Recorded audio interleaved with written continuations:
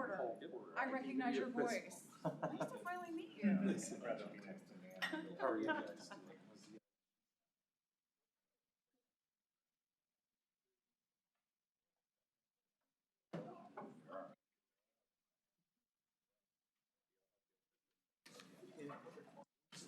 You guys.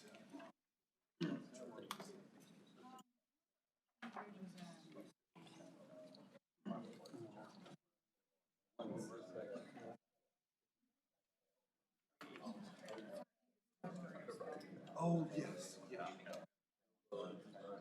Yep.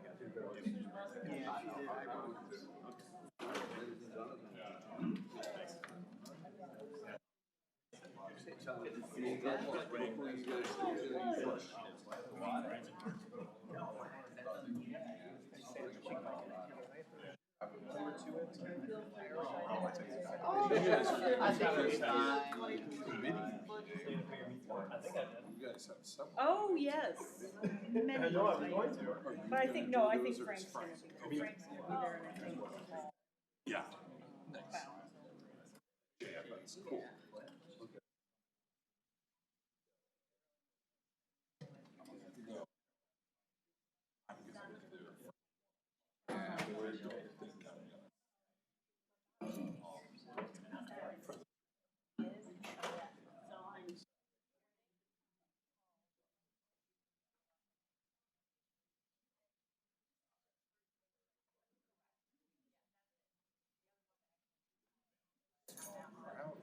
I know, what's up with this?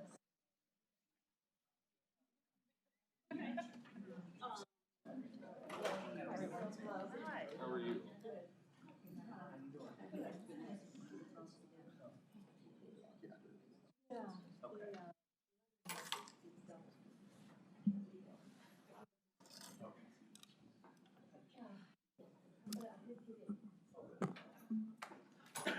Good morning, everybody.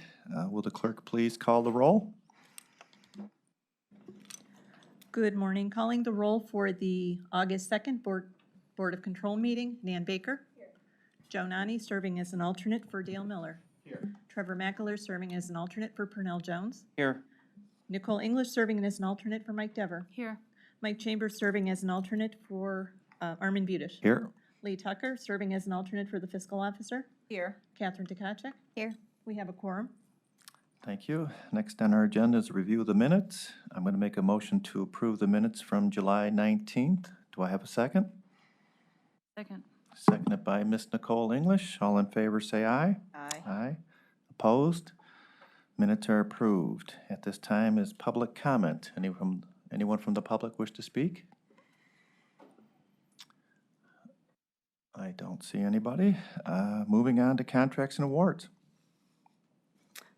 First item, BC 2021-372, Department of Public Works, submitting an RFP exemption, which will result in an award recommendation to Bentley Systems Incorporated in the amount not to exceed $8,640 for the purchase of Bentley Select CAD System software subscription services for the period December 30th, 2020 through December 29th, 2021, and recommending the award in connection with said RFP exemption. Good morning, Tom Pavich, Public Works. This first item, this is an award recommendation of a purchase order to Bentley Systems. This is for our road and bridge and sanitary crews, our engineers, surveyors, and construction teams use this software system. It's a not to exceed purchase order, and it'll take the subscription through the end of this year.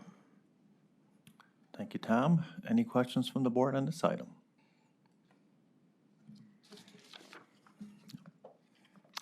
Seeing none, then I'll make a motion to approve. Do I have a second?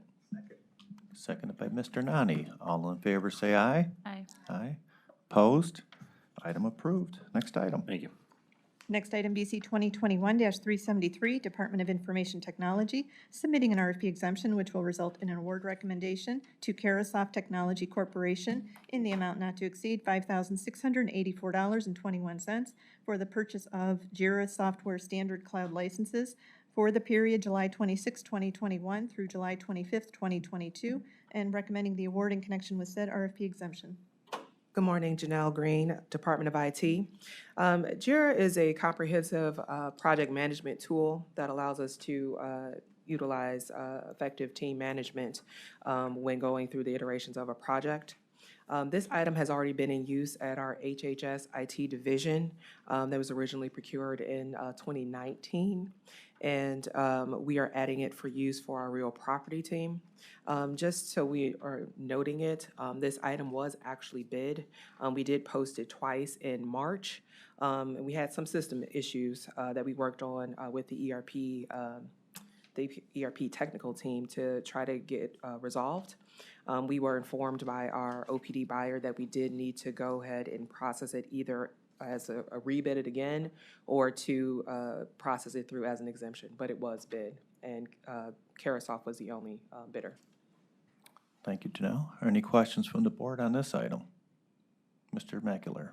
To that point, since we did bid it, and I understand like the processing, but why would we be doing an RFP exemption then? What was why do we have to do the first part? We were advised to do it that way instead of rebidding it. So our OPD buyer or DOP buyer told us to process it that way, and we just complied with the request.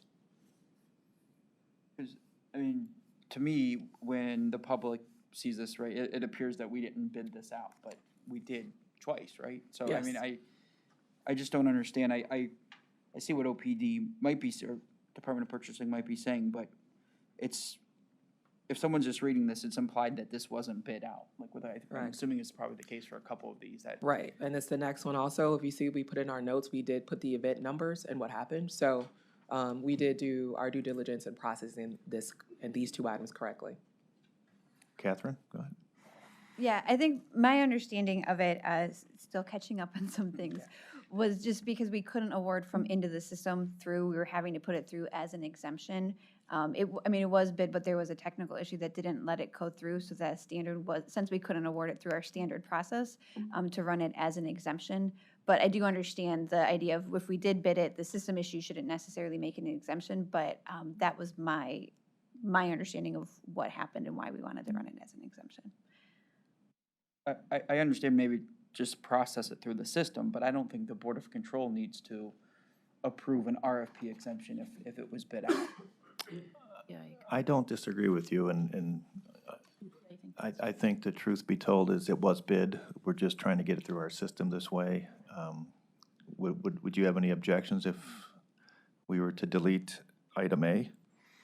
And that's what you're requesting, Mr. Mackler, yeah? Okay, so I think what we also had, sorry, I'm getting more information, catching up. But there Sorry, was some Catherine. things with the quotes being after the bid period, because I think some of the technical issues that happened, the actual quotes, and that's why they were processing it through as an exemption. Oh, so, okay, so our system issues or didn't allow vendors to potentially respond by the posted date or the end date? I think they respond, but They responded, yes, they were, according to my department buyer, we originally bid out twice informally for this particular item, and Carasoft was the only vendor to provide a quote. So if they could not submit it to the actual event, they would have emailed a quote over. yeah, so that, and which was outside of the bid period, so that was the reason for processing it through as an exemption, and that was the.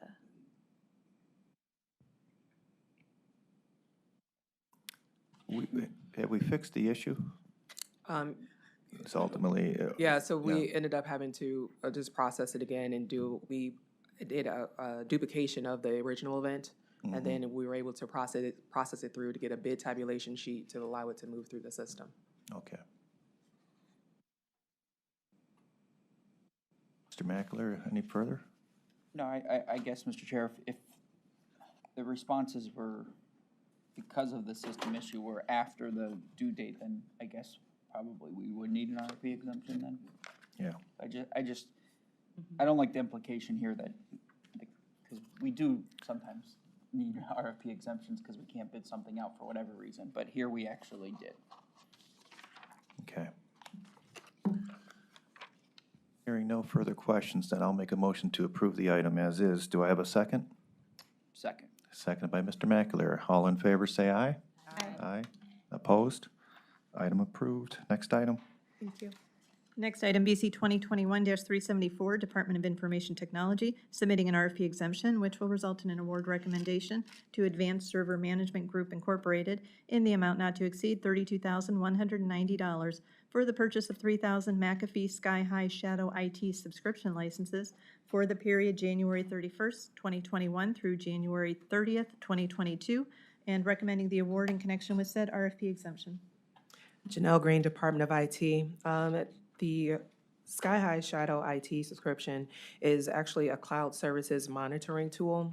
It allows the information security team to process security issues and really see what the usage is once we're using any kind of web application that goes through the internet and accesses computers here at the county.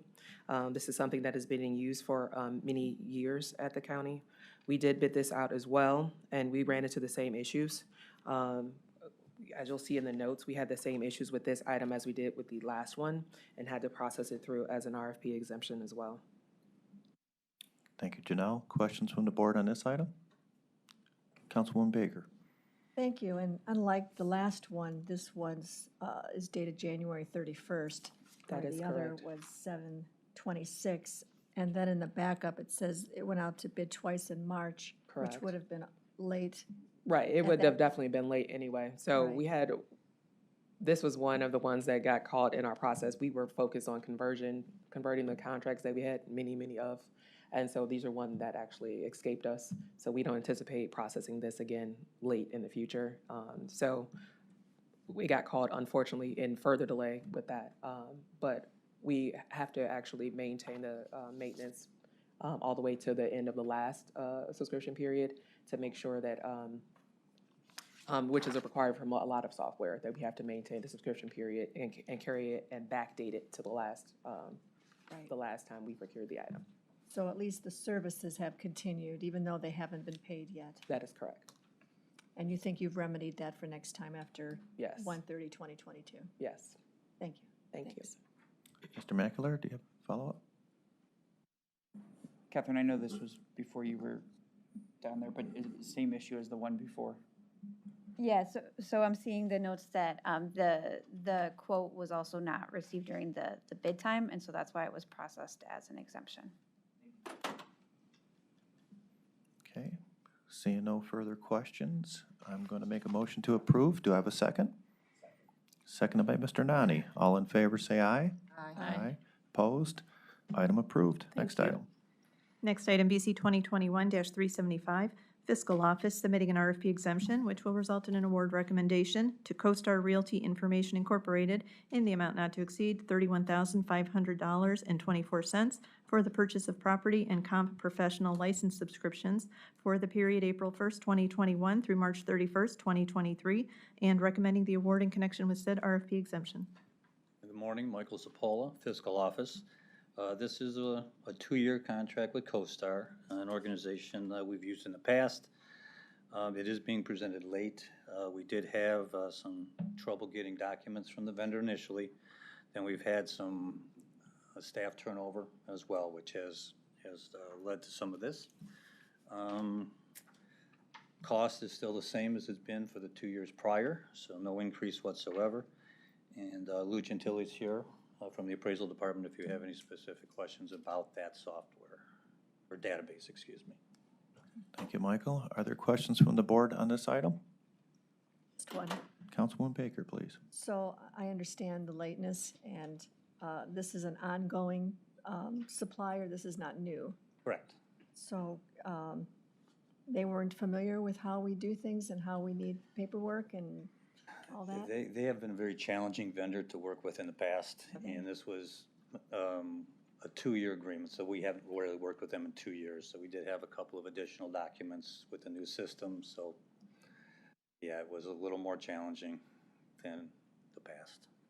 And according to the backup, you consider this to be a sole source? It's not exactly a sole source. There is other vendors that could provide it, but more in piecemeal. This is the most comprehensive database And the county's been relying on this type of data for some time with the appraisals. Okay, thank you. Additional questions from the board? Seeing none, I'll make a motion to approve. Do I have a second, please? Seconded by Mr. Mackler. All those in favor say aye. Aye. Aye. Opposed? Item approved. Next item.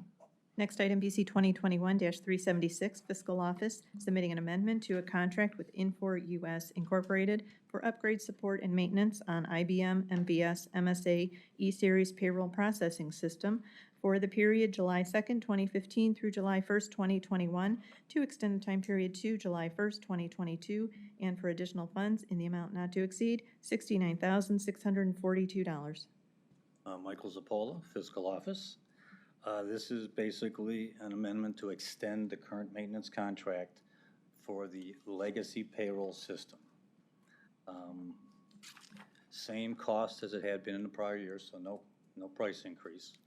There is a 30-day out, so if payroll would go live under the new system or we determine that we do not need it, we can always get out of the contract at any point in time with 30 days notice. This is slightly late. There was an issue with a document that the vendor provided, but we basically worked our way through that, as well as a little bit of the staff turnover, but that was the primary thing. It was a document issue. Thank you, Mike. Any questions from the board on this item? Just one. Councilwoman Baker, please. So the lateness is not very much. The only concerning thing on this would be that the contract ended and we're extending something that's already over. But I know if we agree to that, that's okay. I've been working in contact with the vendor on a regular basis. They knew what, the item was moving forward. They were very responsive, so it was just. I understand. The, if I may, Please. the, let's see, the 69,642 is an added expense. You don't quite say that in your backup, only that we need to keep maintaining our payroll system that's legacy. Correct. But if we had been on task with the ERP, this would not be asked for today. Based on the original dates. Right. That is correct. Yeah. Which, I know yeah, we've had which some original amended date? dates along the way, but It's yes, true. based on the Okay. original dates, yes, that. We were this- within the 6 months of, yes. I Yes, this understand. would not be needed, and that's why we have the 30-day out built into it. Okay, just should be noted that, the added expense of what we have to agree to today because of the delay again in ERP. Yeah. Thank you for your answer. Sure. Mr. Nani, please. To that point, it says the contract period was from 2015 to 2021. Was that an entire contract period, or was there amendments all along? No, there? there's They were been amendments annual? all along. Were those annual? Yes. Okay, so likely from the point in time of the original projected end to the project, so. Exactly. Okay. We've had a 30-day out built into this amendment for the last 3. Gotcha. Thank you. Mr. Mackler? Mike, I don't know if you know this or not, but to Councilwoman Baker's questions, does this expense get included in the stabilization or operations budget that we're tracking as part of the ERP implementation? This has historically been a operating expense of the fiscal office, since we were over the payroll software at the time. I don't know if Jack has this, and I don't believe he does, but I'd have to defer to him on if it's in any of the numbers you guys are seeing on the separate. But this is a general fund operating expense. Could you let me know? Sure. Follow up, because I think he might be tracking this one in the operations side. I'm not sure he is, but we can double check. Yeah, Okay, sure. Thank you. sure. Any final questions on this item? Seeing none, I'll make a motion to approve. Do I have a second? Seconded by Mr. Mackler. All in favor say aye. Aye. Aye. Opposed? Item approved. Next item. Thank you. Next item, BC 2021-377, Court of Common Pleas Juvenile Court Division, submitting an amendment to a master contract with the Village Network for safe space housing services for court-referred youth for the period October 1st, 2018 through September 30th, 2020, to extend the time period to June 30th, 2021, and for additional funds in the amount not to exceed $20,000. Good morning, Sarah Baker with Juvenile Court. This is an amendment to our contract with the Village Network for Safe Space Housing. We use this specifically for our Safe Harbor youth. It's a safe space for them to get an assessment. We use it for 21 days or less. They have an assessment and we can determine the best placement for them, whether it's community-based service, whether it's a residential placement. Kind of gets the ball moving for us to find the best place to get them moved to so that they can begin services. Okay, thank you, Sarah. Any questions from the board on this item? Yes, Councilwoman Baker. So just to understand this, Sarah, this ended 9/30/2020? Am I right Correct. about that? Correct. Okay, and we're extending the time to 6/30/21, which already passed. Correct. So with this one, it used to be attached to our VOCA grant, which expired on September 30th of 20. When that grant expired and we received notification of what our new VOCA grant would be, we realized we did not have enough to fund it. So we needed to switch it over to our reclaim grant, which we did. We needed to write it into that grant, which took some time to get that grant amendment approved and get appropriations. And then this one kind of got wrapped up with the conversion process and waiting for those appropriations, and it kind of was just part of that perfect storm. So now it is part of our reclaim grant, so we needed to extend it through the end of 6/30/2021. And now what we're waiting on is our appropriations to be approved, which I believe are on the August 3rd agenda for reclaim, and we will extend it out to 6/30/2022. Just to follow up that. Please, yeah. So this originally was a VOCA, Correct. and now it's going to be a reclaim. Correct. We can do that? We can change from one to another, even though they're two different organizations? Yes, we can. Okay. Additional questions on this item? Seeing none, make a motion to approve. Do I have a second? Seconded by Mr. Nani. All in favor, say aye. Aye. Opposed? Item approved. Next item. Next item, BC 2021-378, Court of Common Pleas, Juvenile Court Division, recommending awards and enter into agreements with various municipalities in the total amount not to exceed $3,600 for the Community Diversion Program for the period August 1st, 2021 through December 31st, 2021, with the City of Broadview Heights in the amount not to exceed $1,200 and the City of University Heights in the amount not to exceed $2,400. Sarah Baker with Juvenile Court. These are two more of our Community Diversion Program agreements. These are the programs that we use to divert youth away from official court involvement and keep them in their communities, in their homes. Thank you, Sarah. Questions from the board on this item? Okay, seeing none, I'll make a motion to approve. Do I have a second? Second. Seconded by Councilwoman Baker. All in favor, say aye. Aye. Aye. Opposed? Item approved. Next item. Next item, BC 2021-379, Court of Common Pleas, Juvenile Court Division, submitting an RFP exemption which will result in an award recommendation to Center for Children's Law and Policy in the amount not to exceed $60,000 for assessment and technical assistance services related to the operations of the Juvenile Detention Center for the period June 1st, 2021 through June 30th, 2022, and recommending the award in connection with said RFP exemption. Sarah Baker with Juvenile Court. This is a contract with Children's Law and Policy. This is written into our reclaim grant, part of JDAI, which is an alternative to detention. They're providing assessment and technical assistance services related to our detention center. They're going to be helping us look at minimizing admissions to the detention center and looking at alternatives to detention. They're also going to be working on collaborating with us and other agencies and other nationally and within the state, looking at quality data reporting and sharing information between other detention centers as well. Thank you, Sarah. Questions from the board on this item? Seeing none, I will make a motion to approve. Do I have a second? Second by Mr. Nani. All in favor, say aye. Aye. Opposed? Item approved. Next item.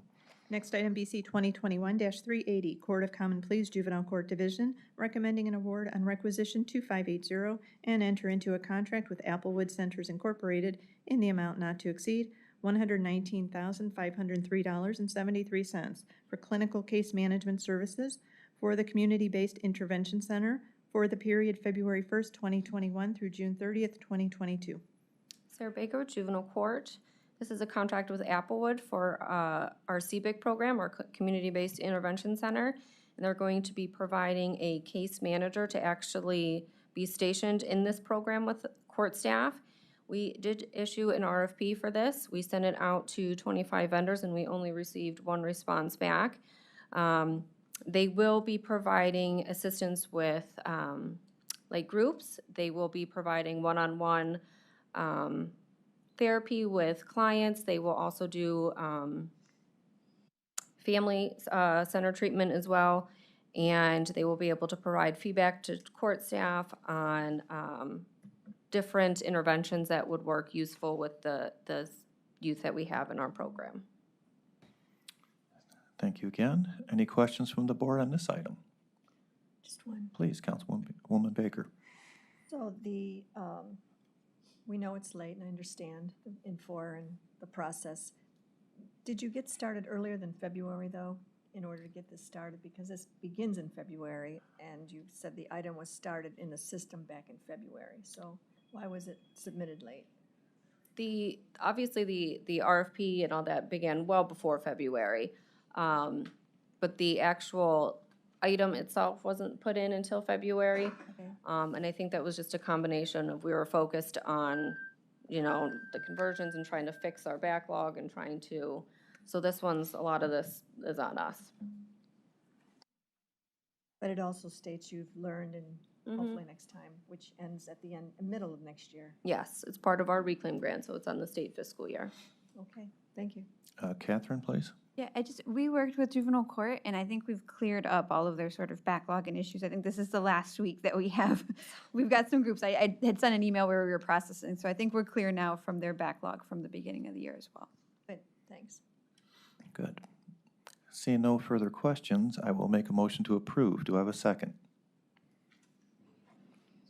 Second by Mr. McAleer. All those in favor say aye. Aye. Opposed? Item approved. Next item. Next item, BC 2021-381, Court of Common Pleas Juvenile Court Division, submitting an RFP exemption which will result in an award recommendation to Equius Group LLC in the amount not to exceed $97,300 to provide diversity, equity, and inclusion training sessions for court staff for the period May 1st, 2021 through June 30th, 2022, and recommending the award in connection with said RFP exemption. Sarah Baker with Juvenile Court. This is a contract with Equius.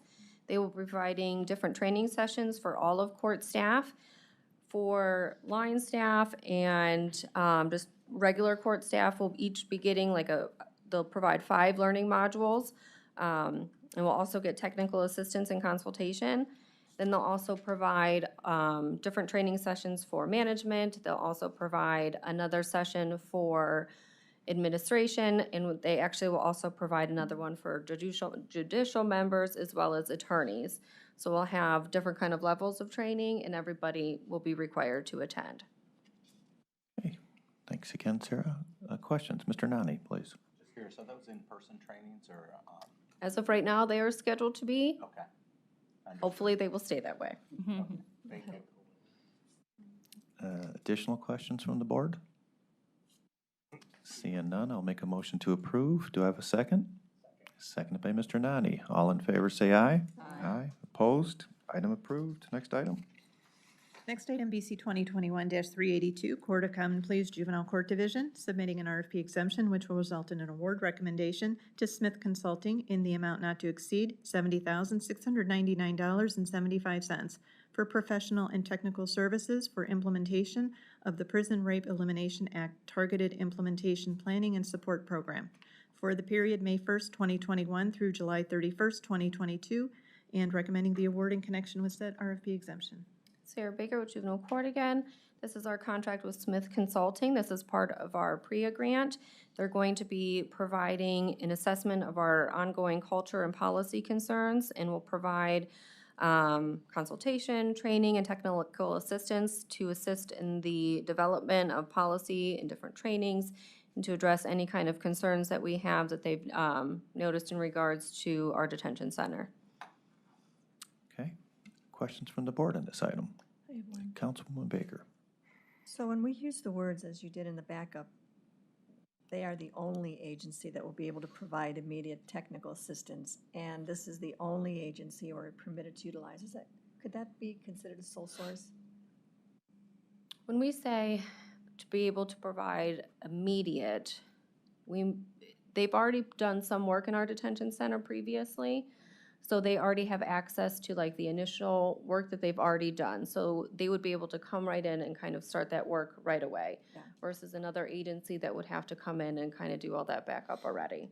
So they would be able to come in and do it a lot faster and probably more efficiently than any other agency would, but I don't believe that they would be the only ones able to do it. We also did write them into our grant agreement that they would be the ones providing the service. If I may, Please. would there ever be a time that you would competitively bid just to make sure that they're not overcharging because of our thought of them being the only and best?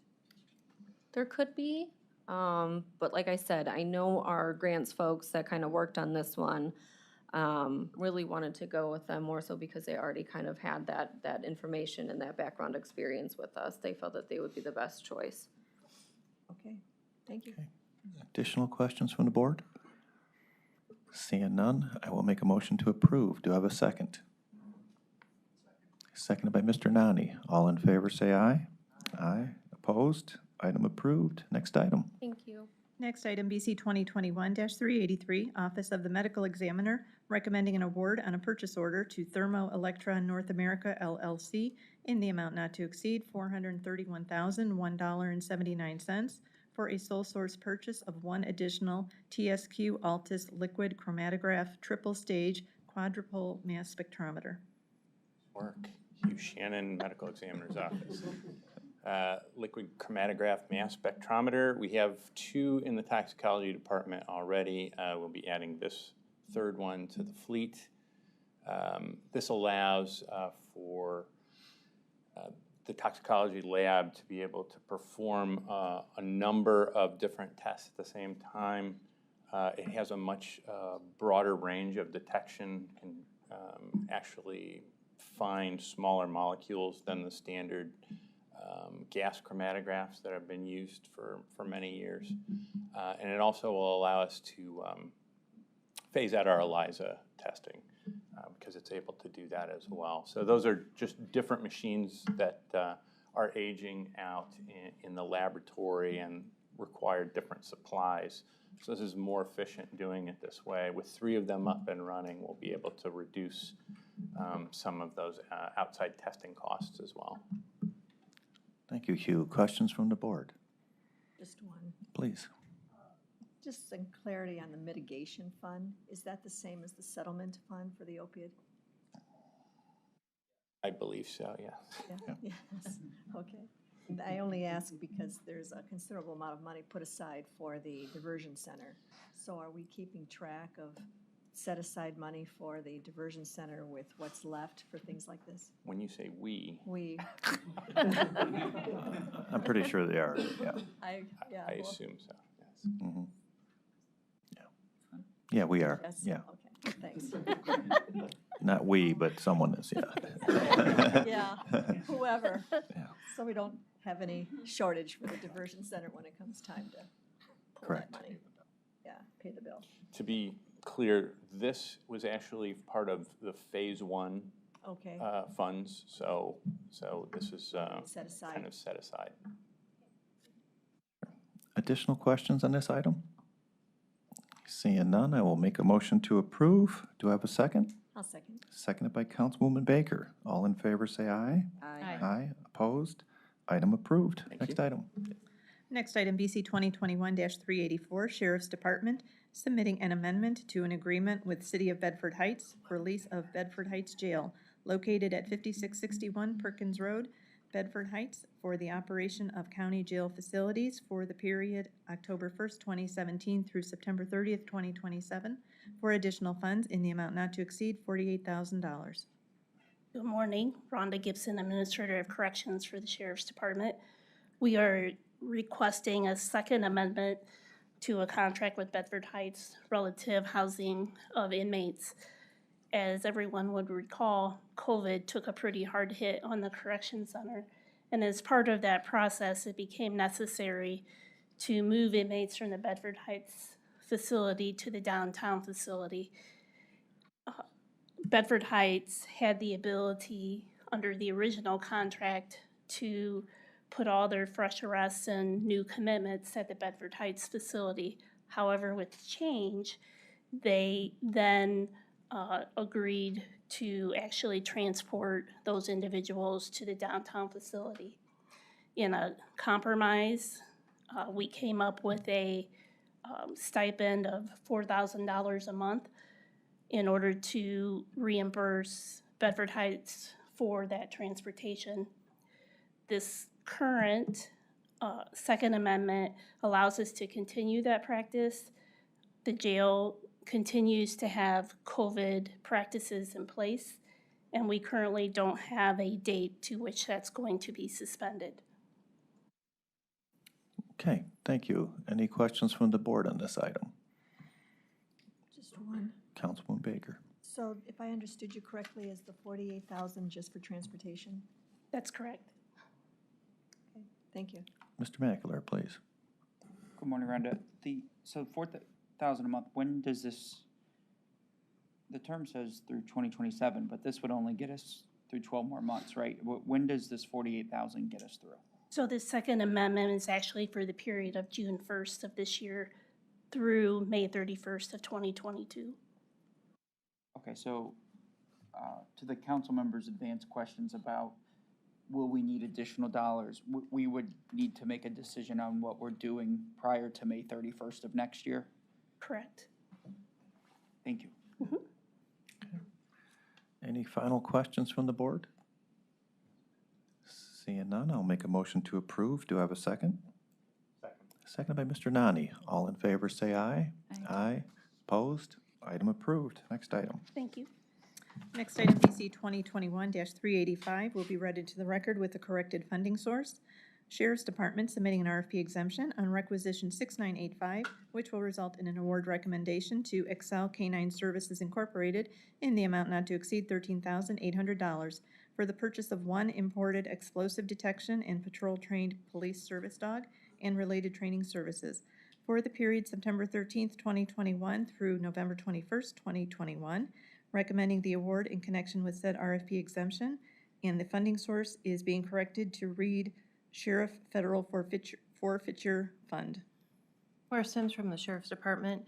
We're requesting an exemption for the purchase and training of a dog that can detect explosives. We had one in the past, but it retired a couple years ago, and so we need to do that.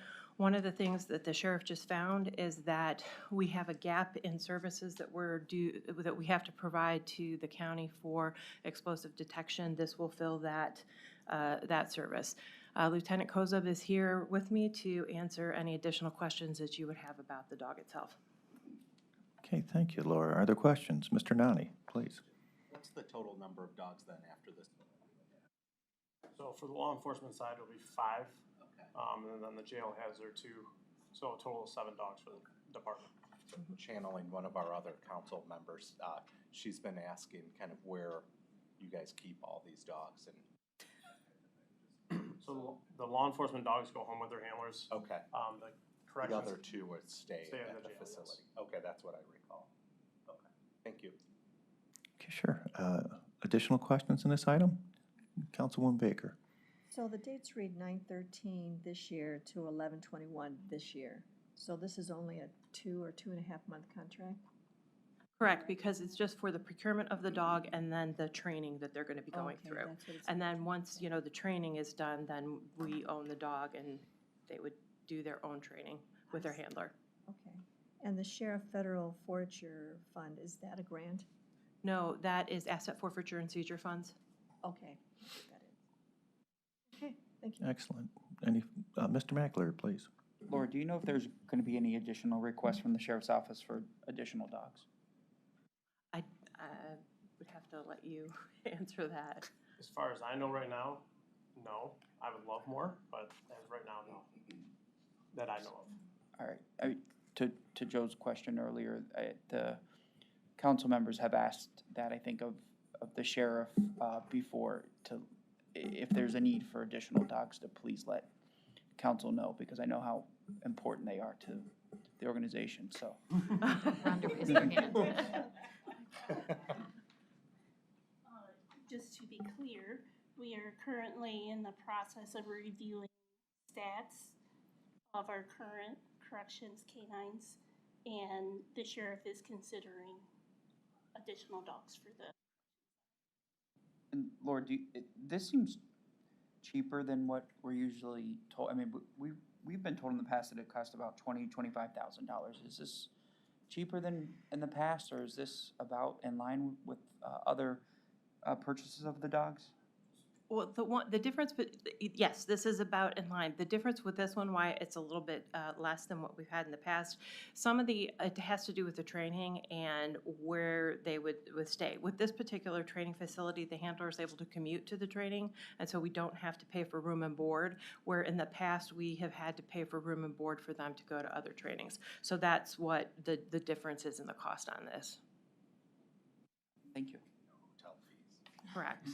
Yeah, well, and particularly, there was once, I think they won a bid and the handler was actually in Pennsylvania. So obviously, there was no way that they could, travel to that, but there you go. Okay, seeing no further questions, I will make a motion to approve this item. Do I have a second? Seconded by Mr. Nani. All in favor, say aye.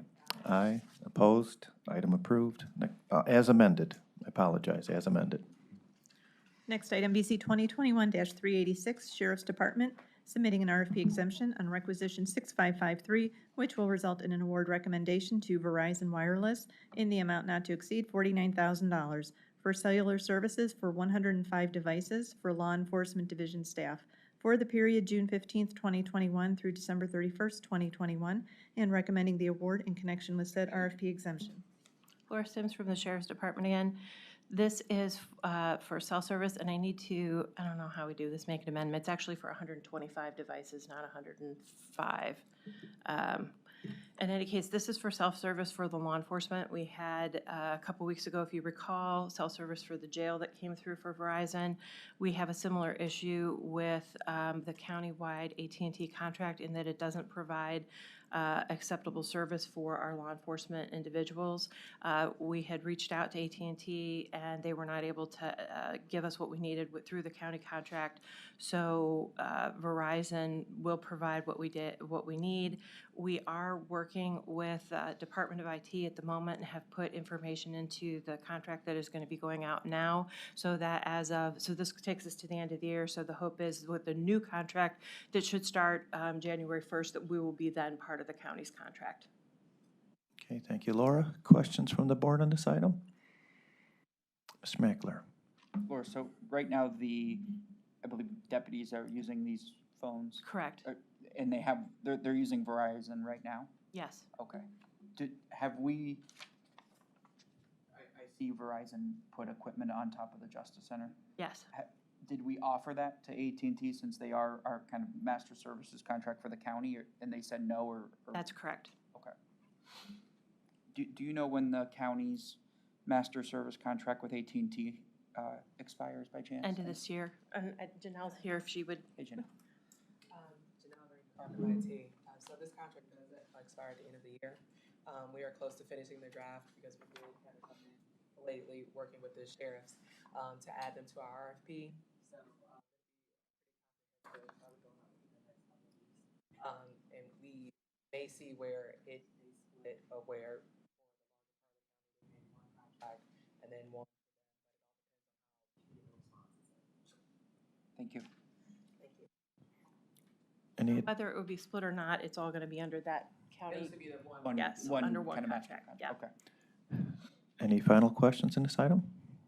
Okay, just for confirmation, it's 125, correct? Correct. Okay, so I will make a motion to approve the item as amended.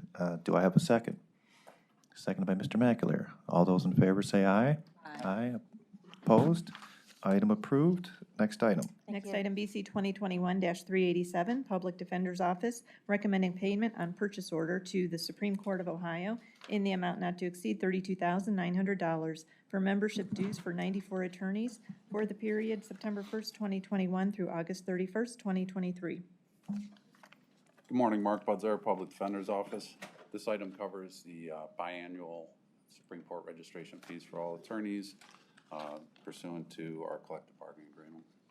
Good, thank you. Questions from the board? Seeing none, I will make a motion to approve. Do I have a second? Second. Seconded by Councilwoman Baker. All those in favor say aye. Aye. Aye. Opposed? Item approved. I could read her lips. Thank you. You can, that's a, I heard her. whoa. Thank you. I heard her. Okay. Ladies Next. first.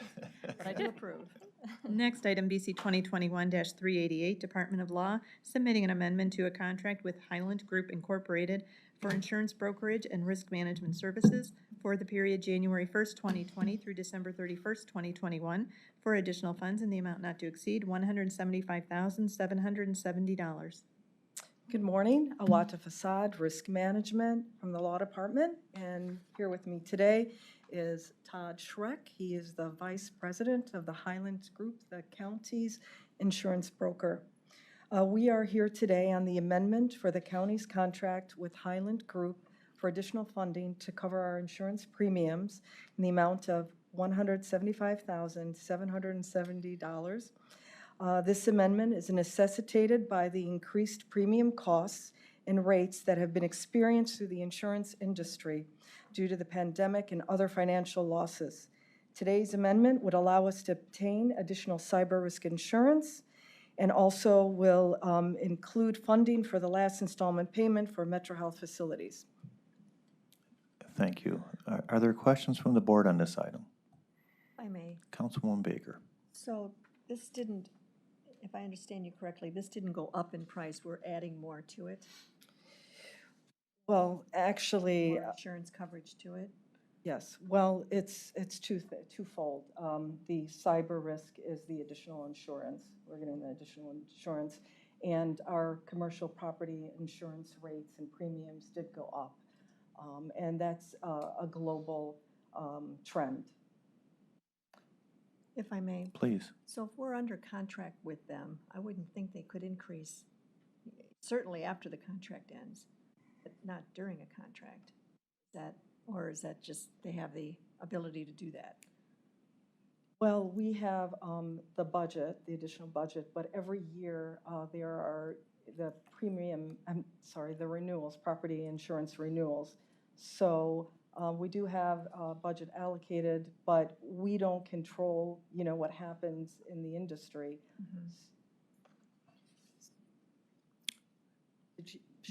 Todd, did you want to weigh in on that? Yeah, the budget that for under the current contract was established in 2019. So of course there were global issues that impacted the insurance industry, and which include catastrophic property claims, very publicized two cyber claims, SolarWinds and Microsoft Exchange, and the overall insurance market in the past 18 months is, especially the property market and the cyber market, have completely flipped upside down. So we're seeing increases on cyber insurance in excess of 60%, and even property insurance in excess of 30%. So as much as our contract was for 2 years, the county's property and casualty insurance renews annually. So, this right now we've got 6 months left of coverages to renew, and then as Awatif mentioned, the additional cyber coverage that we recommended to just to get better overall protection for the county. Mr. Knott. Can you provide it like a split in the cost between those two items? I don't know. Sure. I believe the $112,000 that we need is for the Metro Health. And then the 63,000 relates to the additional cyber risk insurance. It's prorated because we would be purchasing it. So it's Yeah. divided up as to how you have the funding sources, so Cor- the HHS dollars go solely to Metro. That is correct. Okay. So we didn't have property increases for our own properties? We did. So how are those calculated in this cost? Well, we had enough in the budget. There was a budget, the budget was estimated 2.5 years ago, so we did have enough to cover the county's the increases related to the county's property insurance. But wouldn't those, I know, and I understand there's money in the budget, but wouldn't those be reflected in the actual contract itself? The increased charges? No, does that make sense? I'm confused. Okay. You're referring to the allocation of the monies, is that it, or? I think there's two. Today, Right. we're approving an amendment to a contract. Right. Which is separate from the actual allocated budget that we have. So what we're saying here is that the dollar amount increase for cyber risk and then Metro Health properties are two things that are being increased. I understand the cyber risk, I get that. Right. But as it relates to the property increases, as it appears here, it looks like it's the only increases are due to the Metro Health properties, but you're saying that's not the case. Right, because we had enough budgeted for any potential increases, and But we had enough. wouldn't you have to reflect that increase in the contract is what I guess another way to say it? That additional increase for the properties that we, like our properties. Contingency. Well, I mean, we did have enough in the budget, so. Yeah, Go ahead. okay. Hi, Jonathan McGorry. Back in 2019, Jonathan McGorry, Law Department, I was I know three's a crowd, right? I was the interim risk manager, and I put this RFP together. And when we got the estimates back, even though it was 2019 and things hadn't quite gone awry yet, Todd can probably tell you a little better, there was already a trend of increases in property rates. So we built into the contract in 2019 increases every year. So I believe the increase is still in line with what we negotiated in 2019. That is correct, yeah. Okay, so in fact, these are only related to Metro then and not other properties? Correct. Okay. Yes. So This increases. this increase is specific to. But she's we- used her We've already absorbed the increases from all of our other property. Mr. Mackler. So,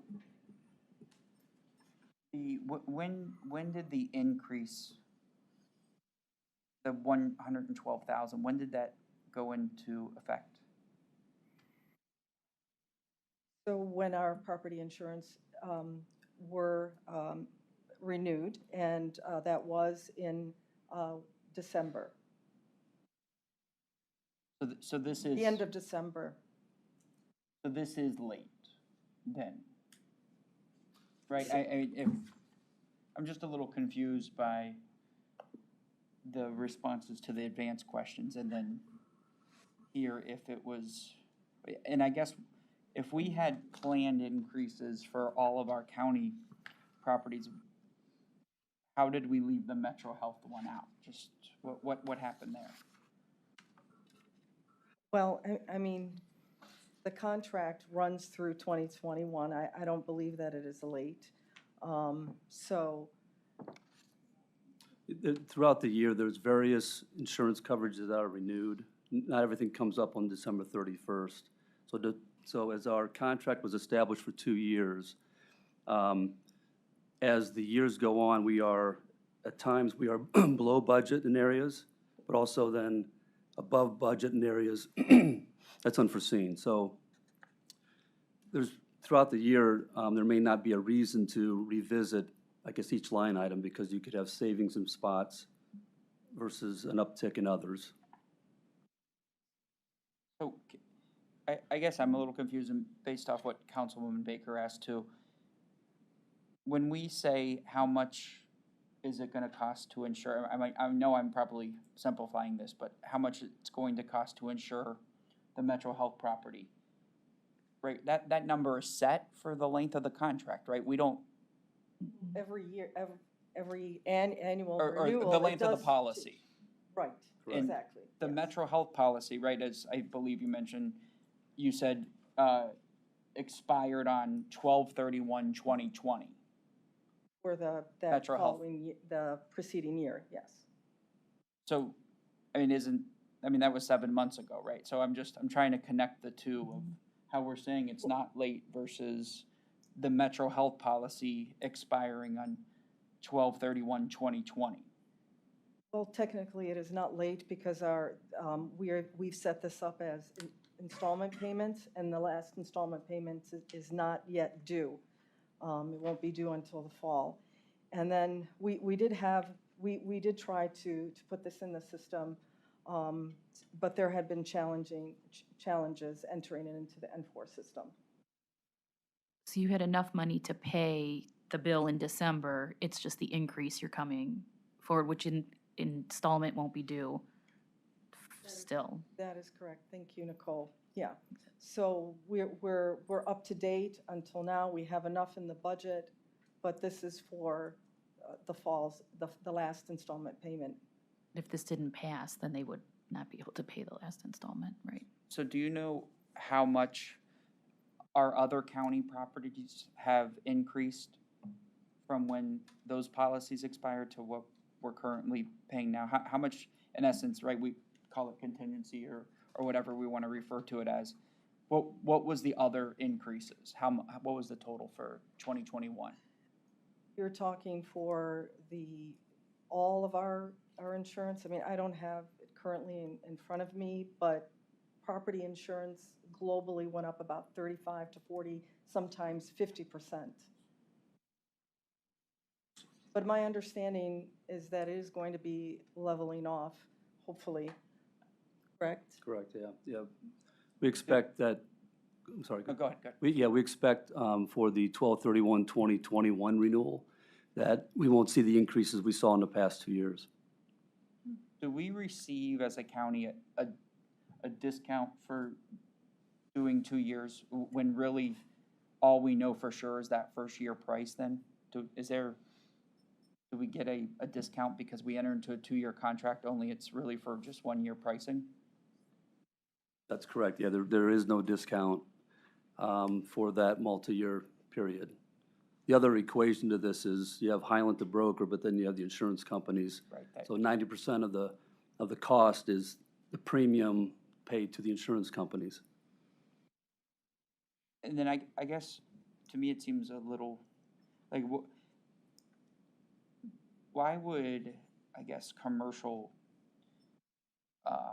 insurance be going up during COVID? I get residential and other things, but, I mean, right, in our buildings, we've had less people, we've had less traffic coming in. Just what do you know what's causing that? Yeah. That's a huge spike. Yeah, there's a few things. The catastrophic claims within the property market would include tsunamis, to earthquakes, the wildfires that we read every day.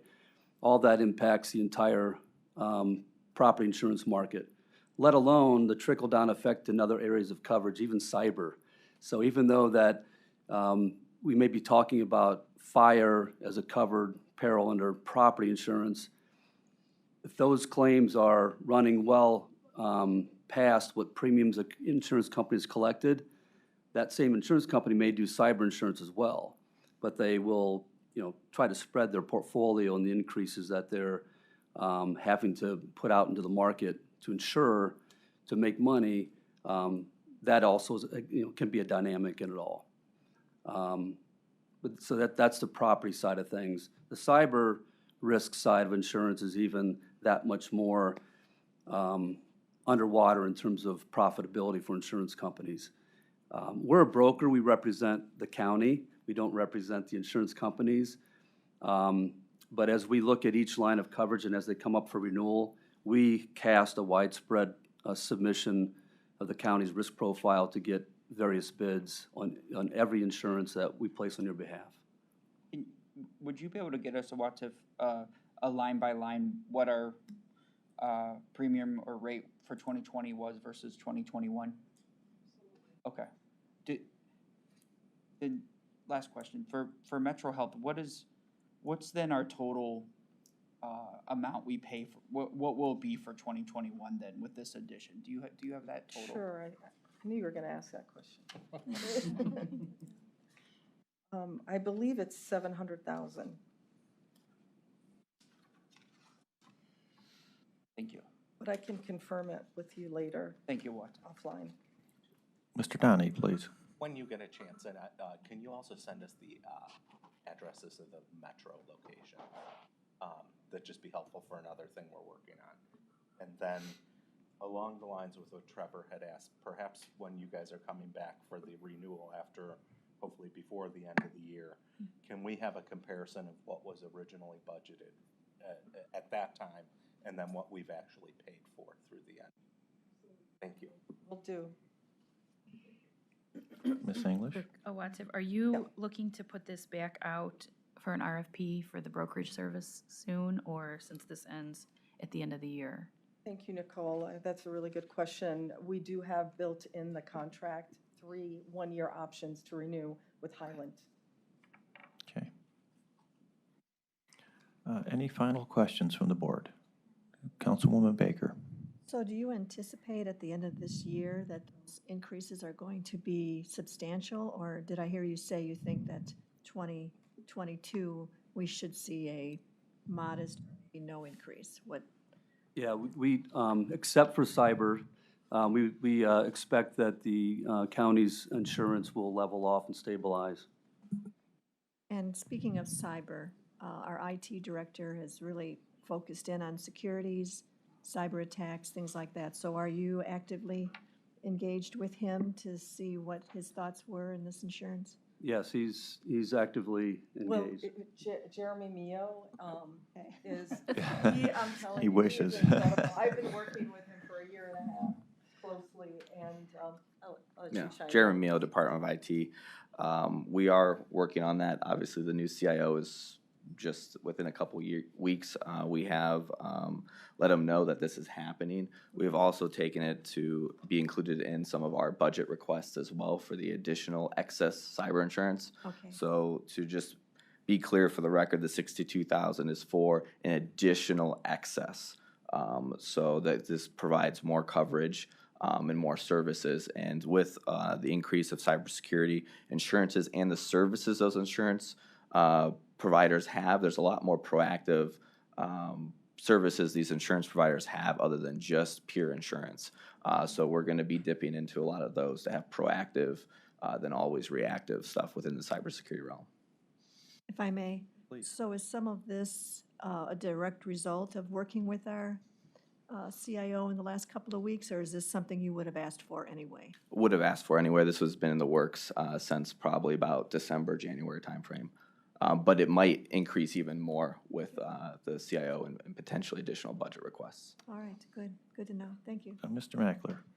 Jeremy, can you talk briefly about the, what is the increase amount? What are we getting covered versus what we currently had, or what are we going up to? It's an additional $6 million in coverage, a total of $12 million. Oh, so we were at 6, okay, I wasn't sure where we were, okay. Is that a total annual amount, or is that per incident, for an overage of an incident, but The 60,000 you're talking No, about? the 12, up to 12 million. Yeah. Yeah, it would be per incident. There are, with the cybersecurity insurance, and maybe Todd can speak to this, but there are line items and different, I would call them endorsements on each one. So each different type of incident, depending on the incident, has to get evaluated. There's different coverages for each one, and we can provide a briefing for that, just for awareness. Have we had to utilize the insurance yet? We have engaged in insurance, and we have utilized it in some capacity, but we've never had to declare a cybersecurity breach. Okay. Quick question. You've worked all this with Walter's team for next year's budget? We're including it in our numbers. Our budgets are doing. Okay. Excellent. Thank you. Any final questions, comments? Mr. Nani, I please. would like to see that document you talked about, just to have a little bit better idea of what we actually get in terms, because you hear about all these things, you know, in the news frequently, and I'm just curious to know what is it that's eligible to be reimbursed for and whatnot. The line items and endorsements definitely provide and it's definitely a lot more to see what's covered with it, so we can definitely provide a briefing on that. Thank you. Okay, seeing no further questions, I will make a motion to approve this item. Do I have a second? Second. Seconded by Ms. Lee Tucker. All in favor, say aye. Aye. Aye. Opposed? Item approved. Next item. Next item, VC 2021-389, Agency of the Inspector General, recommending an award and enter into a contract with Next Point Incorporated in the amount not to exceed $16,800 for e-discovery software services for the period July 27th, 2021 through July 26th, 2023. Mark Griffin, Inspector General. This is an extension of our existing 2-year e-discovery contract, which allows us to respond to subpoenas and document requests and public records requests. This was bid out through informal bidding, although we're only required to do it for 24 hours. We kept it open for a week. This was the only bid that we received from our current provider, and we did a second period as well. And of course, this has gone through law. It's been approved by TAC, checked on IG registration, and we made sure it was timely. Thank you, Mark. Here's your chance. Any questions for Mark? Trevor, please. Mark, is the price the same from previous years, or did it go up a little bit? It is not. It's gone up. The prior salesman apparently was let go, in part because he gave us such a good deal. I would say, and I'm proud of this, that this contract is a very good contract and somewhat cheaper than what law department pays for analogous services. We get unlimited storage and a number of licenses to use it. So we're a little competitive with them. Very good. Any final questions? Seeing none, I will make a motion to approve. Do I have a second? Second. Seconded by Mr. Macular. All those in favor say aye. Aye. Aye. Thank you. Opposed? Item approved. Next item. Next item, BC 2021-390, Department of Workforce Development, submitting an amendment to a contract with Linking Employment Abilities and Potential for the In-School Youth Program for students with disabilities, for the Comprehensive Case Management Employment Program, Employment Education and Training Services for young adults in connection with the Workforce Innovation and Opportunity Act for the period July 1st, 2019 through June 30th, 2021, to extend the time period to June 30th, 2022, and for additional funds in the amount not to exceed $139,000. Good morning, Mary Kelly on behalf of Workforce Development. This is a contract with LEAP. They will continue to provide services in 2 Cleveland Municipal School District high schools, James B. Rhodes and Campus International, for 30 high school students with disabilities. The program provides case management, career pathway development, high school diploma attainment, skills development, employment, and supportive services. This item is late, as our next item will also be late. They are paid for by federal funds, which pass through the state. We were not given our allocation until early May. We then met and negotiated with the providers. Also, unfortunately, our youth services manager, who processes and runs these amendments, has been out on continuous FMLA since May 25th. So the procurement method for this original contract was an RFP. It was closed on 1/11/2019. There were 4 bids pulled from the procurement department. 4 were reviewed and 2 were approved. Thank you, Mary. Are there any questions from the board on this item? Councilwoman Baker. I'm just curious, when we say those with disabilities, are we including children that are on IEP programs, or is it just those that are specifically? They would have an IEP program, but they typically have a developmental disability or some physical disability, such as a cerebral palsy type of diagnosis, yes. Thank you. Sure. Any final questions? Seeing none, I'll make a motion to approve. Do I have a second? Seconded by Mr. Nani. All in favor say aye. Aye. Opposed? Item approved. Next item. Next item, BC 2021-391, Department of Workforce Development, submitting an amendment to a contract with Cuyahoga Community College District for the In-School Youth Program for the Comprehensive Case Management Employment Program, Employment, Education, and Training Services for Young Adults in connection with the Workforce Innovation and Opportunity Act for the period July 1st, 2019 through June 30th, 2021, to extend the time period to June 30th, 2022, and for additional funds in the amount not to exceed $210,000. Again, Mary Kelly for Workforce Development. So this is a contract with Cuyahoga Community College. Their young adult technology program from the Youth Technology Academy. This uses college classes, a robotics club, technology competitions, summer camps, and work experiences to connect CCMEP-funded students with technology industry and academic leaders in the STEM fields. This leads to high school diploma attainment, and we anticipate that 30 new students will receive tutoring, study skills, supportive services, financial literacy, labor market and employment, job readiness, and we expect that 28 of the underclass people will matriculate to the next grade level and hopefully set them up for further education or employment in STEM technology careers. Okay, thank you again. Questions from the board on this item? Seeing none, I'll make a motion to approve. Do I have a second? Seconded by Mr. Nani. All in favor, say aye. Aye. Opposed? Item approved. Next item. Thank you. Next item, BC 2021-392, Department of Health and Human Services, Division of Children and Family Services, submitting an amendment to a contract with Adoption Network Cleveland for support services to adoptive kinship and foster families for the period April 27th, 2020 through June 30th, 2021, to extend the time period to June 30th, 2022, and for additional funds in the amount not to exceed $28,052. Morning, Paul Porter, Health and Human Services on behalf of the Division of Children and Family Services. This is an amendment with our contract with Adoption Network Cleveland.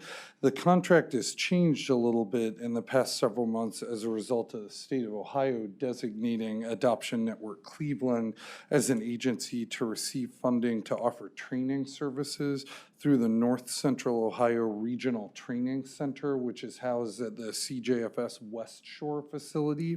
We do our own trainings as a county there, but we also operate that statewide training center.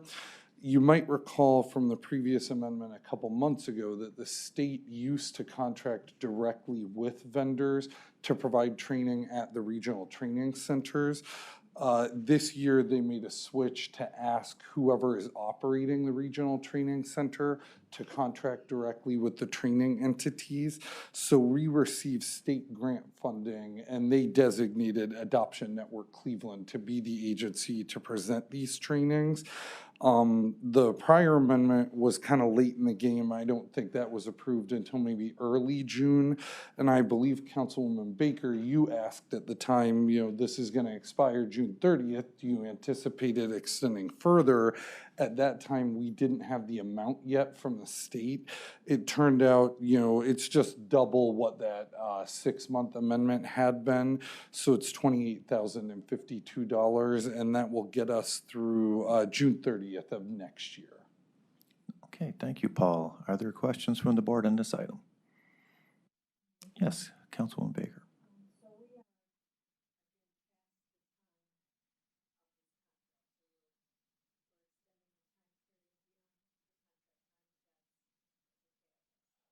Correct. The vendor was okay with this, Councilwoman Baker, and again, we couldn't move forward with the amendment until we had a confirmed dollar amount from the state, since this is using state funds rather than county funds.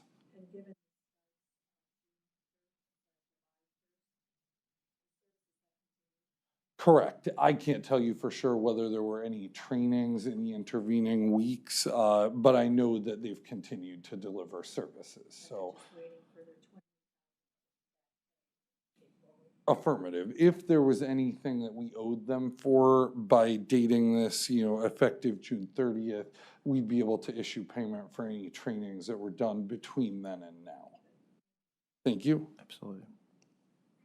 Additional, Mr. McLaren? No? Well, seeing no further questions, I'll make a motion to approve. Do I have a second? Seconded by Councilwoman Baker. All in favor, say aye. Aye. Aye. Opposed? Item approved. Moving on to exemptions, please. Next item, BC 2021-393, Department of Health and Human Services, Community Initiatives Division, Family and Children First Council. Recommending an alternative procurement process, which will result in award recommendations to various providers in the total amount not to exceed $407,897 for implementation of the Family-Centered Services and Supports Wraparound Program for the period July 1st, 2021 through June 30th, 2022. Good afternoon, Kathleen Johnson from the Office of Family Children First Council. This is our alternative exemption process for the Family-Centered Services and Supports. This is the program where we pay for respite, summer camps, home modifications. All of the applications come through the agencies that we work with through our service coordination process, which is the Board of DD, Juvenile Court, the Mental Health Board, DCFS, and Help Me Grow. You know what, I just noticed in the briefing memo, Help Me Grow wasn't listed in there, so I must have forgot to put it in. So if we could add that in there too. We are asking for the exemption because we don't know who the vendors are going to be until the applications are received. So we ask for the exemption to pay the vendors. I do vet them through the OPD invoice processing system every year, or every time an invoice is submitted. We were advised to apply for the exemption ahead of time. We usually don't get the funding until like maybe September, October, or even as late as November. So in order to be more timely, we submitted it early without the actual allocation. I will state though, however, that we've received this funding for about 14 years, and it's always been the amount of $407,897. It is based on the census.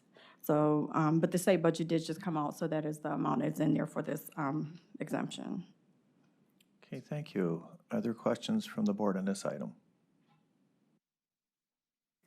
Okay, just clarification, is there an amendment that I need to make on this, Sharon, or are we good the way it is? I think we're okay with the way it is. Okay. Thank you. Yeah, I just wanted to make sure since it was noted. Yeah. Therefore, I will make a motion to approve this item. Do I have a second? Seconded by Mr. Nani. All in favor, say aye.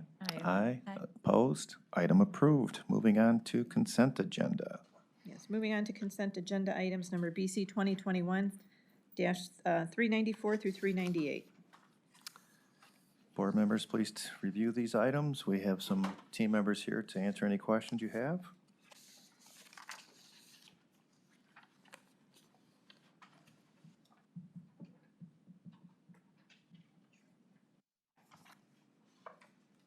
MYOB.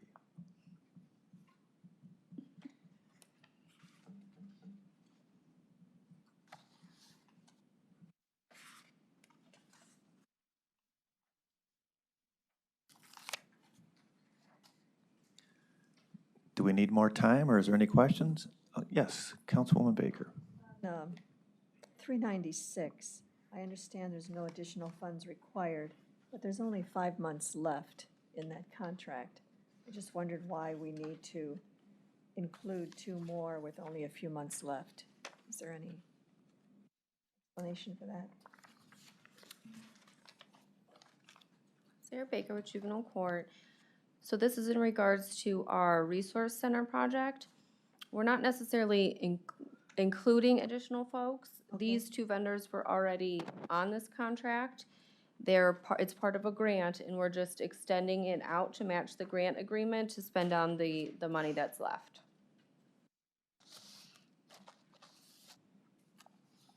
So they're already in the process. They're already on the contract. Okay. So all we're doing is extending it for time only so that they can spend down the remaining grant funds that are available. Okay. So are there others that would also need the time to be given that we're extending it No, those are the only 2 that are on there. the next 5 Mhm. months? Okay. Thank thanks. you. Okay. Any final questions from the board? Seeing none, I will make a motion to approve today's consent agenda items as listed. Do I have a second? Seconded by Mr. McAleer. All those in favor say aye. Opposed? Item approved. Moving on to other business. We have one time-sensitive mission-critical item, BC 2021-399, Department of Health and Human Services, Division of Children and Family Services, recommending an award to Woods Services Incorporated in the amount not to exceed $24,999.99 for out-of-home placement services for the period July 14th, 2021 through October 14th, 2021. Morning, Paul Porter, Health and Human Services, again on behalf of the Division of Children and Family Services. This is a time-sensitive mission-critical placement for a placement that occurred July 14th of a youth that was in one of the DCFS emergency care beds until we were able to find a vendor that could take the youth with their unique circumstances that include multiple kind of dual diagnosis profile with both developmental disabilities and medical needs, as well as mental illness. This is a vendor that was previously under contract for out-of-home care several years ago, but because they're out of state, they didn't submit a proposal in response to our two most recent RFPs. Because most of our services are geared towards vendors that are close to the county. DCFS staff worked very hard to find a vendor that could take this child. Again, you know, they were in kind of one of our emergency placements here locally, but those are not intended to be longer-term placements. And we kind of exhausted all of our resources that were here both within the county and within the state of Ohio before looking out of state for this placement. Because the mission critical only goes up to $25,000, based on the cost of care at this facility, we do anticipate running through that fairly quickly. So we're already working with the vendor to get them added to the master agreement prior to the funding of this mission critical running out. I think that's going to be amendment number 25 to that master agreement, which expires December 31st of this year. And then because this particular vendor did not submit a proposal in response to RFP that closed last month for this, we would likely look to add them to the agreement for next year if this is intended to be a longer-term placement for the child. Thank you, Paul. Are there questions? Well, first off, I don't have to amend it. So are there questions from the board on this item? Just one, I'm Yes, just curious, please. where, did you say where out of state this is going to be placed? Sure, Langhorne, Pennsylvania, and I can't tell you exactly where that is in Pennsylvania, but you know, at least it's a neighboring state, I suppose. DCFS always tries to place kids as close as possible. It's just that this was the only facility that had availability to take this particular case. Okay, thanks. Mr. Mackler, please. Paul, how does the per diem compare to the majority of our other contracts? What is it? Sure, because this is fairly high needs, this is $534 a day, and that accounts for kind of the intensive staffing needs of the individual. Some of our placements, if it's a foster home placement that's under this contract that would be considered kind of a level 1, the lowest level, some of those could be under $100 a day, in which you might have, you know, 2 or 3 kids placed at the same house. That's an entirely different setting from kind of an institutionalized setting like this. Also, once the school year kicks in, there is an educational rate as well.